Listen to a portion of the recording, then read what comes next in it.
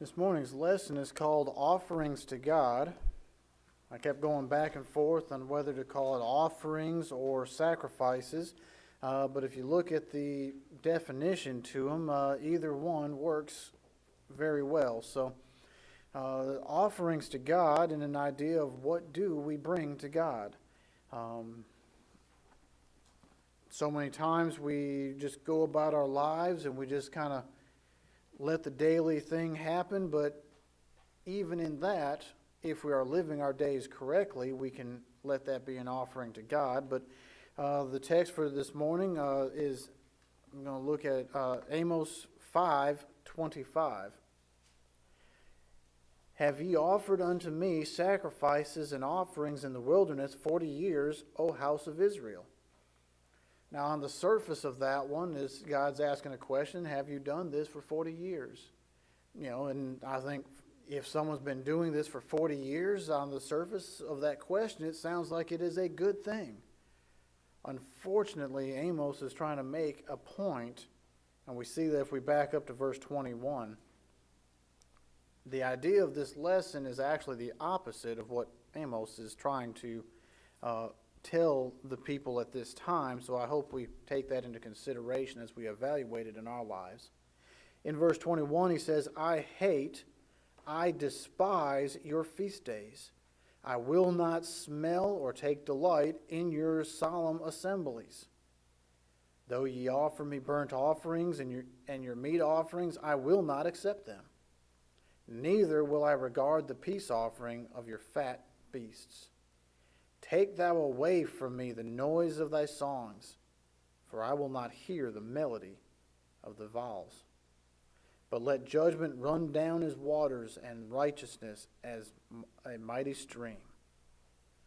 Have ye offered me sacrifices and offerings in the wilderness 40 years, O house of Israel? But ye have borne the tabernacle of your king, or Molech, and the shrine of your images, the star of your God, which ye made to yourselves. Therefore I will cause you to go into captivity beyond Damascus, says the Lord, whose name is the God of hosts. And the first God that we read back in verse 26, the star of your God, is a lowercase g. It is something that they've made up, versus the God of hosts, who says that he will send them to captivity as the uppercase G, meaning business. Unfortunately, the offerings that these people here were making were not acceptable to God. So he had this difficult task to speak out to his own people. Even amidst all of their prosperity, their focus and their hearts were not as prosperous. They may have still been doing the actions of the offering to God, but they were not there. They did not have it inside of them. So their spiritual prosperity was declining, or had already declined. It is important to know what, when, and how we are to give offerings or sacrifices to God, but it is equally as important to give those appropriately. Thinking about it as an add-on to that idea right there, we could look at Paul when he went into Athens and said, I perceive you to be very superstitious, for as I was looking at your altars, not word for word in here, but I looked at your altars and found one to the unknown God. Him I declare to you. So it's not enough to just put up something, an altar, or to have an idea about something, but are we doing it appropriately? So as we look at this idea, and the people that he was talking to, the Israelite nation, we'll look at a few ideas of how they were to provide offerings or sacrifices, and then what does that mean to us? So as a reminder, these people did not have their heart in it when they did it. So it is definitely something that we are to do and we are to have. Most of the sacrifices, we can find the directions for this in Leviticus, as it was their laws. It was the giving of the law. So as we start in Leviticus 1, we're not going to go into a deep study of this, but just as some highlights, because it does bring out some very good points. at least in a few spots right here that I will highlight. Some of their offerings that they were told to give is the first one we see in Leviticus 1, starting at the beginning, and he is to give a burnt offering. Verses 1 through 17 talk about this burnt offering, and the burnt offering is broken into three different categories. We see in verse 3 the cattle, verse 10 the flock, or verse 14 the fowls of the air. So depending on which burnt offering you provide has very specific items. Even as we look at this, if we look at starting in verse 3, we're going to look at this first one here, and we will see the pattern that he gives for the others.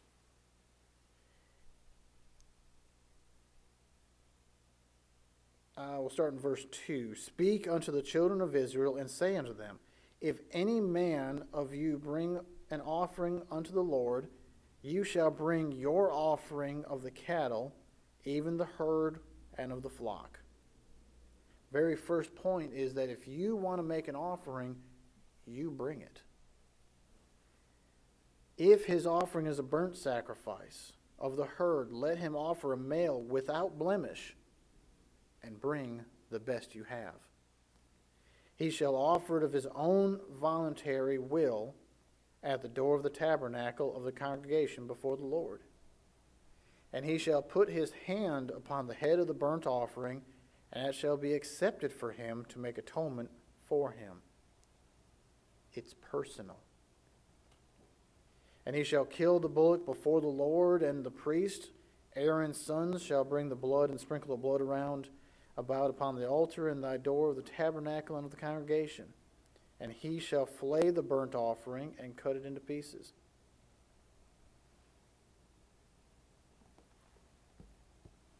The offering was not just a, here you go, thank you very much. It was his. It was brought by him, by the person making the offering, to the door.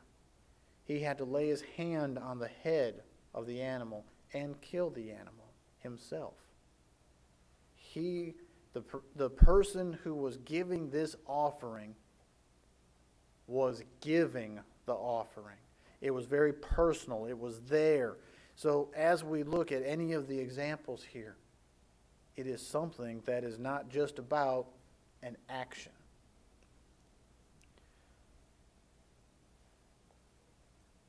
We go forward even, looking at another type of offering, we look at the peace offering.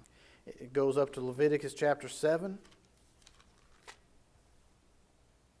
And starting in verse 11, Leviticus 7 verse 11 starts into the next idea, another offering they can give.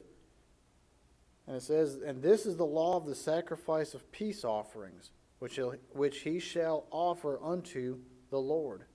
If he offer it with a thanksgiving, then he shall offer it with the sacrifice of thanksgiving, unleavened cakes mingled with oil, and unleavened wafers anointed with oil, and cakes mingled with oil of fine flour fried. Besides the cakes, he shall offer for his offering leavened bread with the sacrifice of thanksgiving for peace. And he continues through and looks at the exact ways of how it is to go. In verse 12, it talks about the thanksgiving offering. In verse 16, the peace offering for a vow or voluntary he brings up. But if this is a sacrifice of offering, be a vow or a voluntary, it shall be eaten the same day as the offering of his sacrifice. And on the morrow also, the remainder of it shall be eaten. But if the remainder of the flesh of the sacrifice on the third day shall be burnt with fire. Very specific in what they were to do. Very detailed as to what the purpose of each one of these are. These are good offerings unto God. They are a burnt offering or a peace offering, things that would bring good things and good ideas to God. But then we also have the unfortunate need, because we're not perfect, and we do follow our own ambitions and desires instead of God's, if we go back to Leviticus 4, we see the sin offering that they were to give.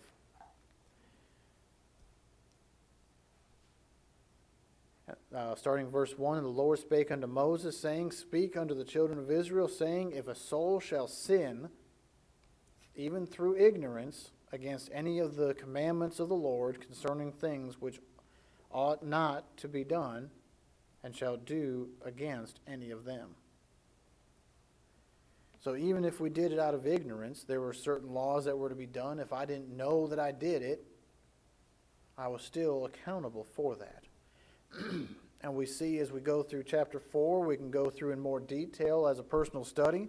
Verses 3 through 12 talk about what the priest must do for his sin offering. If it is a sin of the congregation, we can look at verses 13 through 21 and see what the congregation must do. The ruler of the land. Again, we talked about a little bit in Bible study this morning, but also again here, the ruler is not exempt from this. Their role is found in 22 through 26. And then for the common people, for anyone not previously listed, here it's listed. There are so many different ways and things, specifics about each one of these that would make for an interesting study to see how involved each element, each offering was supposed to be. We can also look, I'm not going to take the time necessarily on this one here, but looking at there was a guilt or trespass offering in Leviticus 16. And the trespass there relates to a man's dealings with his fellow man. So now maybe it's not just something I did, but it's something I did to someone else. Things that are all done and here. We also see an offering that is called the meal and drink, or a food offering in Leviticus 2 and in Numbers 15. What are we to give to God? He has given us life itself. How can we possibly do anything that would compare to that? Beyond life itself, we've been looking at the Old Testament, and the Old Testament, as we know, looks forward to things to come. It looks forward to the New Testament that we also have within our hands, and that is the life begins at the death of Christ. It accounts for his life and also to his death. The lamb that was sacrificed by God for us. Again, something else that God does for us. So unfortunately, the people that Amos was talking to had lost their way. They may have still been doing the physical sacrifices, but their hearts had fallen out of it. How do we make sure we don't fall into the same trap? As followers of the New Testament today, we must continue to give offerings as well. An offering is a sacrifice of self. It is of something that we have that we can give to someone else. Our employers sacrifice some of their money for us to offer our time for them. We sacrifice our money to the grocery store so that we can have food to eat and that we can continue on. But what do we do for God? In Romans chapter 6, it describes in some detail about sacrificing of ourself. And there are so many verses and places that we could add to this, but in Romans 6, it talks about us sacrificing ourselves for Christ, to be a follower of him.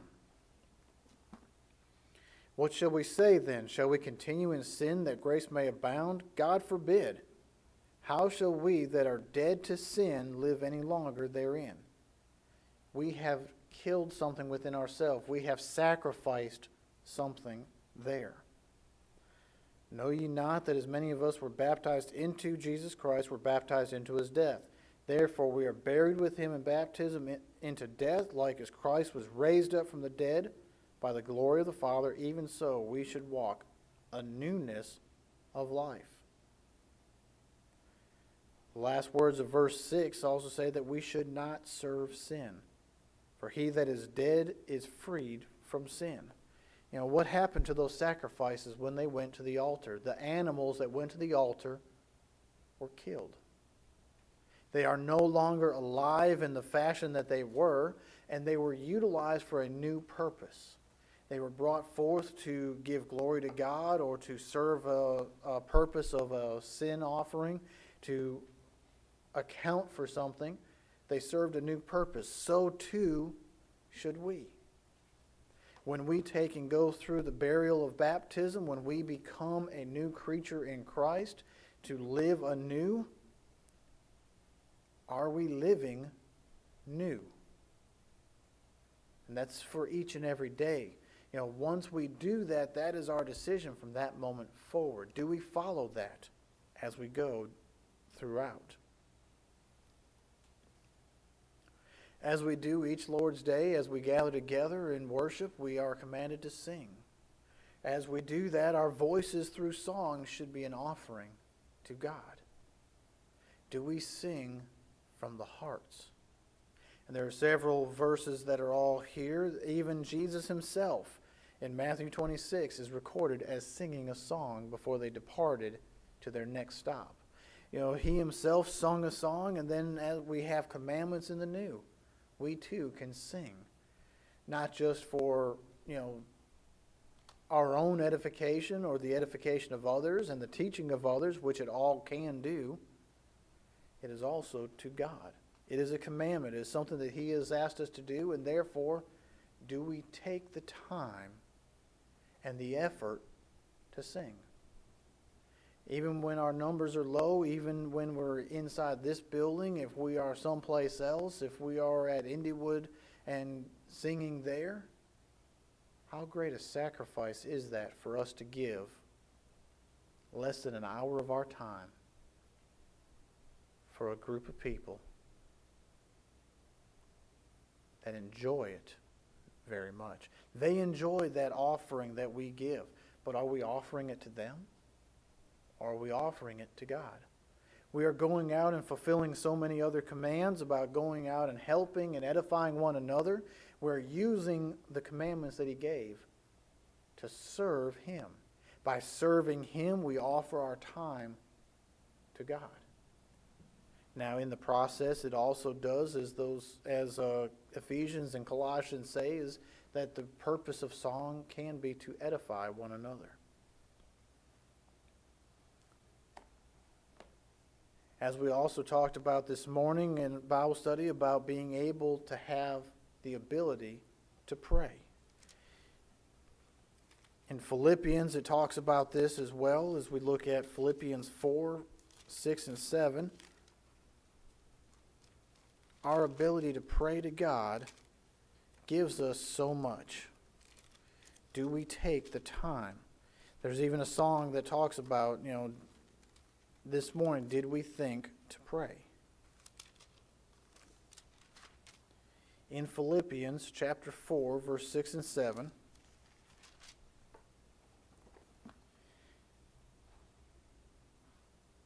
be careful for nothing, but in everything, by prayer and supplication, with thanksgiving, let your requests be made known to God.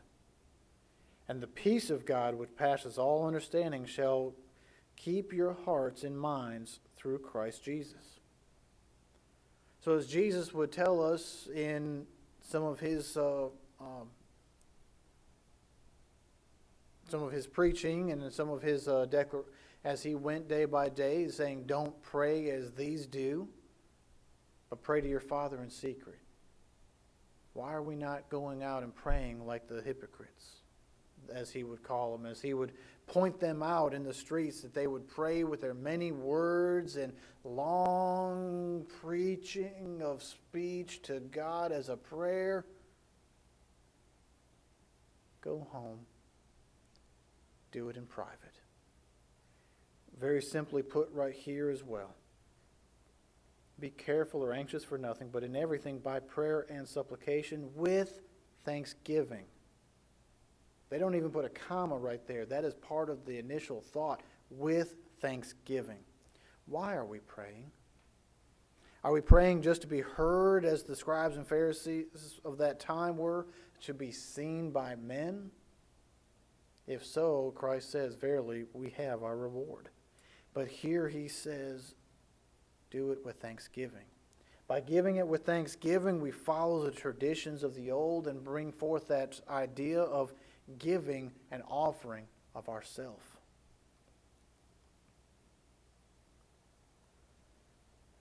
Do we use what we have to help others? Do we take and use our material items? Christ himself walked around without even a pillow. He said, "The rock is my pillow." He also called out a rich young ruler who had the attitude that internally, was like, "Master, what must I do to inherit the kingdom?" He says, "Follow the commandments. I have done all these from my youth. Go and sell what you have and give it to the poor." And he went away sorrowful. Why? He was not willing to offer all of himself to God. Today, I don't think that any one of us should be looked at. The idea is, to me, one thing I see from this is that, do we today need to sell all that we have to follow Christ? We all need to live. We need to make a living to be able to live and provide for ourselves and for our families, for the church, for all things. There were several that were selling off their land, and in the New Testament time, when we see in Acts, they sold a piece of property and brought the money to the apostles. It didn't say they sold all that they had, but they may have sold their extra property. They may have sold something. They gave what they could to each other. Why did Jesus task this man so heavily? I think because he knew his heart. What does our heart say? If we are confronted with someone else who is in need, are we able to sacrifice of ourselves to give for them? Do we give our material items? Do we give generously as we have been prospered as we come together this first day, as we've already passed the offering? How do we offer what we have? And why do we do it? That man went away sorrowful because he had much. He had much. Whose is that in the first place? God created all things.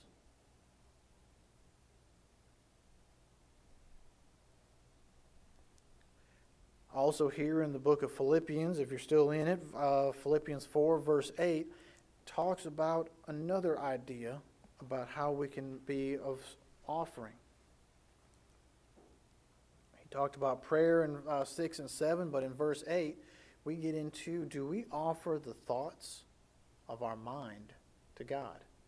Do we think about that our own thoughts can be an offering to God?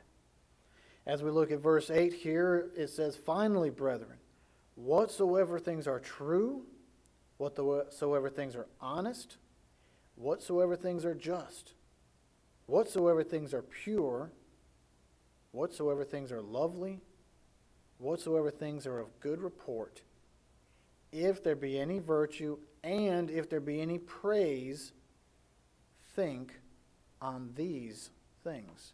What do we spend our time focusing on? Just as in Romans chapter 6, we looked at our lives are being turned over to Christ, does that include our thoughts? Do we include that into that, and do we offer that to it? As we come together for Bible study on Sundays or Wednesdays or any other day that we choose to gather, do we think about what it is that we have to study? Do we take and look for more information each day? Do we think about what we have read and what we know of God? Do we offer God time in our mind to think, and as it's written here in Philippians, on these things that are of good rapport?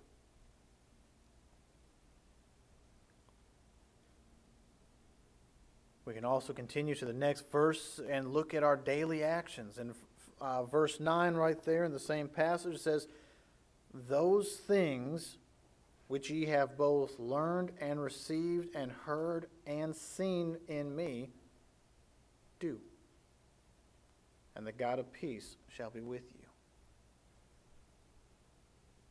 What kind of things would that have been?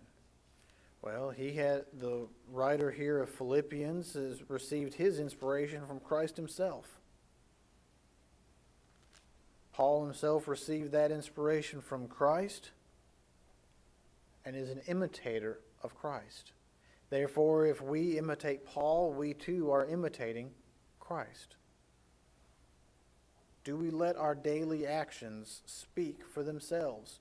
Do people notice a difference about us?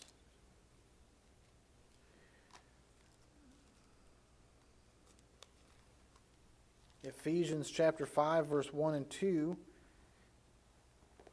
is where he says, "Be ye therefore followers or imitators of God as dear children. Walk in love as Christ also loved us and has given himself for us as an offering and a sacrifice to God for a sweet-smelling savor." So whereas the people in Amos's time were no longer a sweet-smelling savor, but were a disgust towards God because they were not doing it appropriately, our actions can be. Should we let them be? Will we let them be this? The other idea there too is in Luke chapter 10, is recorded right there, is the part about Mary and Martha. Christ went to their home. One was busy in the kitchen, the other was sitting at his feet,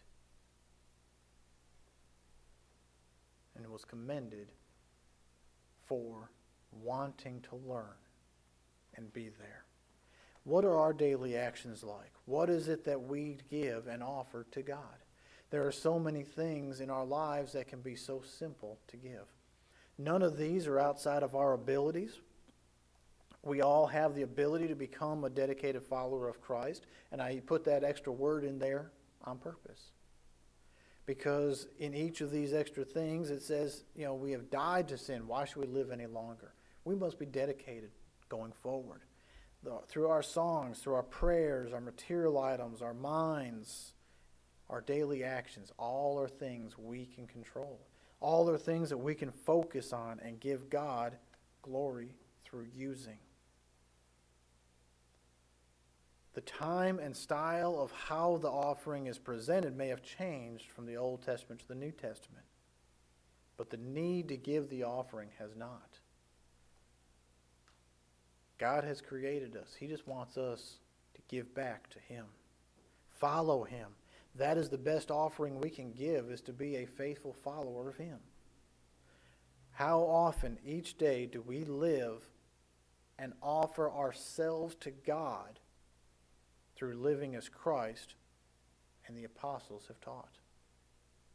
Have we done it, is the first question. Have we done it faithfully? And will we continue to? Every moment of our lives from the time we put on Christ through baptism should be dedicated as an offering or sacrifice to Him.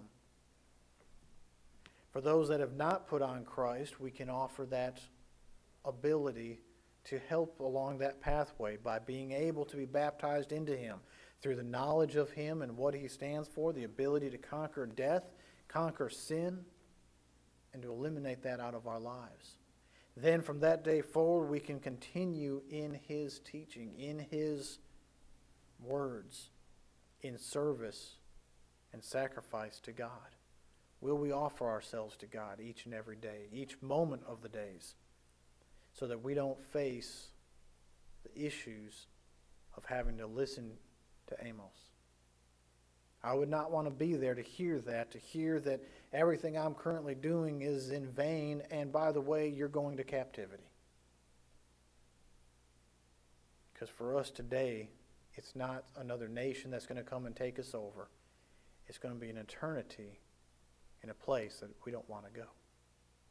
Will we focus our lives towards God and give Him the offerings that He is due? Our next opportunity to do that is right now. As we stand to sing the song of invitation, we can just sing and focus our thoughts into the song. Let our hearts sing this song. We can also take and give that to God. If we have needs, if there is anyone that has a need of the invitation, then we invite you to come to offer that to God. Let us help you and pray for you and work and help you offer what you need to make yourself appropriate to God. Our song of invitation, number 677, there's a stranger at the door. How would we offer something to this stranger? As we go through this song, we can think about that as well. So as we stand to sing 677, if there's a need, please come.